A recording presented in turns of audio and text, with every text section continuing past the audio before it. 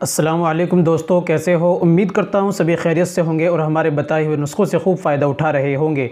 दोस्तों, आज का नुस्खा हमारे उन नामर्दों के लिए है जिनके स्पर्म कम हो गए हैं, जो नामर्दी जिनके अंदर आ गई है और जिसके कारण हमल नहीं ठहरता, यानी जो बे औलाद हैं, जिनको शादी को 2 साल, 5 साल, 10 साल, 20 साल हो गए, अभी तक उनके घर में कोई औलाद नहीं है। ये जो नुस्खे खाकर, ये दवाइयाँ खाकर, इलाज कराकर थक गए हैं, वो भी इस नुस्खे को ज़रूर इस्तेमाल करें। इंशाल्लाह बहुत ज़रूर जल्द इससे फ़ायदा होगा। और दोस्तों याद रखिए, क्योंकि औलाद का होना बहुत ज़रूरी है। क्यों अक्सर होता है कि हमारे यहाँ जब औलाद नहीं होती तो हम अक्सर औरतों को ज़िम्मेदार ठहराते हैं। अब औरत को उसकी जो है सास, जो हमारी माँ होती है, वो भी ताने देती है, उधर आदमी के भी ताने, घर वालों के, रिश्तेदारों के, सबके ताने होते हैं। उसको बांझपन, बहुत सारे तरीके से उसको ताने देते हैं और बेचारी सुनती रहती है और सहती है, और इस वजह से वो बहुत ज़्यादा डिप्रेशन, परेशान होती है। लेकिन मेरे भाई याद रखो, 100 के 100% औरत इस चीज़ की ज़िम्मेदार नहीं होती, बल्कि 100 में से 90% मर्द जिम्मेदार होता है, 10% औरत होती है। ये आप याद रखें। कोई बड़ी परेशानी है, कोई ज़्यादा बड़ी दिक्कत है तो औरत को हो जाती है, जिस वजह से हमल नहीं ठहरता या वो माँ नहीं बन सकती, ये बाजपन, ये अल्लाह की कुदरत होती है। लेकिन 10% औरत को मैं समझता हूँ 10% औरत है, लेकिन 100 में से 90% मर्द ही कसूरवार होता है। और आज आप देख सकते हैं, जिन्होंने बचपन में गलत कारी या किसी और वजह से जिनकी मनी पतली हो गई, नामर्दी हो गई, जिनके अंदर स्पर्म है ही नहीं, स्पर्म है तो उनकी क्वालिटी अच्छी नहीं है, ताकतवर नहीं है, इसलिए हमल नहीं ठहरता। तो दोस्तों ये सारी चीज़ें मर्द के अंदर पाई जाती हैं। इसलिए जिनको ये शिकायत है, जिनके यहाँ औलाद नहीं है, तो वो इस नुस्खे को ज़रूर इस्तेमाल करें। और इसको इस्तेमाल करने के बाद जिस तरीके से मैं बताऊँ उस तरह इस्तेमाल करें, फिर हम मिस्त्री करें, मुलाकात करें, इंशाल्लाह ज़रूर हमल ठहरेगा और ज़रूर इंशाल्लाह आपके यहाँ खुशी आएगी। अगर अल्लाह ने चाहा ज़रूर इंशाल्लाह, सुम्मा इंशाल्लाह। और मुझे दुआओं में याद रखना। चलिए जान लेते हैं नुस्खा कौन सा है और कैसे इस्तेमाल करना है। तो दोस्तों ये बताने से पहले एक छोटी सी गुजारिश है कि अगर आप हमारे चैनल पर नए आए हैं, अभी तक आपने हमारा चैनल सब्सक्राइब नहीं किया, तो जल्दी से चैनल को सब्सक्राइब कर लें और बेल आइकन पर और प्रेस कर दें। दोस्तों वीडियो को प्यारा सा लाइक कर दें। और हाँ दोस्तों, अगर आप घर बैठे अपना इलाज कराना चाहते हैं, घर बैठे आप अपनी दवाई मंगाना चाहते हैं, शादी कोर्स करना चाहते हैं, या अपने बचपन में कितनी भी ज़्यादा गलत कार्य की हो, देसी आयुर्वेदिक दवाओं के दोबारा मुकम्मल कोर्स करना चाहते हैं, तो दोस्तों ऑनलाइन दवाई मंगाना चाहते हैं, तो दिए गए नंबर पर आप हमसे कॉल कीजिए, व्हाट्सअप कीजिए, बात कीजिए, इंशाल्लाह आपकी ज़रूर हेल्प की जाएगी। चलिए शुरू करते हैं। तो दोस्तों चलिए जान लेते हैं नुस्खे के बारे में, कैसे नुस्खा आपको लेना है, किन लोगों को लेना है, किन को नहीं लेना, सारी बातें हम कर लेते हैं। दोस्तों ये नुस्खा है, सबसे पहले आपको लेनी है उड़द की दाल। थोड़ा सा आपको कठिन लग सकता है, लेकिन बनाना, इस्तेमाल ज़रूर करना। दोस्तों सबसे पहले आपको लेनी है उड़द की दाल। उड़द की दाल आपको लेनी है 250 ग्राम।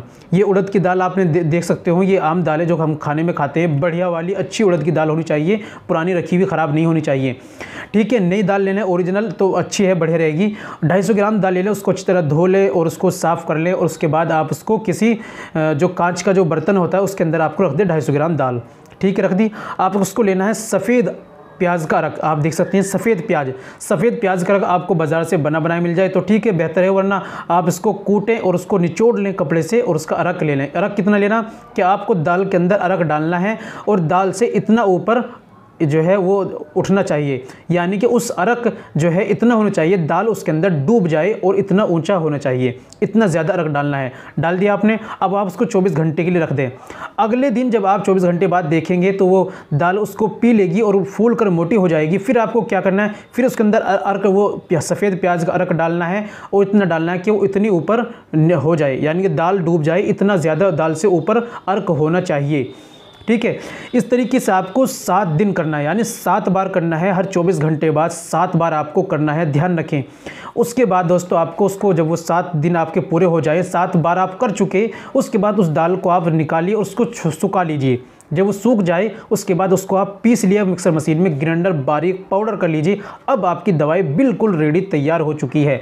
कैसे इस्तेमाल करनी है, तो दोस्तों इस्तेमाल करनी है, पाउडर जो है आपने जो इस्तेमाल किया उसको किसी डिब्बे के अंदर रखना है। अब दाल का पाउडर आपको लेना है 25 ग्राम, ठीक है, 25 ग्राम लिया। अब आपको लेना है 25 ग्राम देसी घी, उसके अंदर डालिए। 25 ग्राम आप उसके अंदर मीठे के लिए खांड या चीनी या मिश्री, जो भी आप चाहें वो डालिए। अगर शुगर है तो कुछ ना डालिए, ठीक है।